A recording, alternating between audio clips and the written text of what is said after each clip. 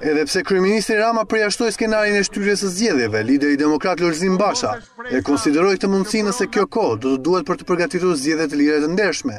Basha u shpreh i sigurt se në Shqipëri do të ketë vetëm zgjedhje të lira dhe se qeverisë Rama po i vjen fundi.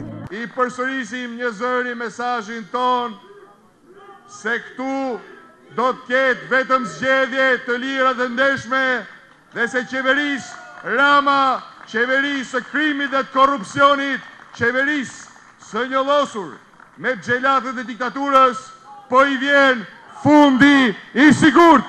Partia Demokratike kundërshton fort zgjedhjen e Fatmir Xhafait në krye të Ministrisë së Brendshme dhe cilësoi atë si një armik të votës së lirë. Përveç se është i lidhur vetë dhe familjarisht me krimin e organizuar dhe me drogën, është po kështu xhelat i diktaturës më të egër, armikes më të egër të votës së lirë. Basha foli edhe për raportin e Departamentit Amerikan të Shtetit, për të cilin akuzoi qeverinë se ka mbushur Shqipërinë me drogë dhe se ka minuar marrëdhënien e vendit me Shtetet e Bashkuara të Amerikës.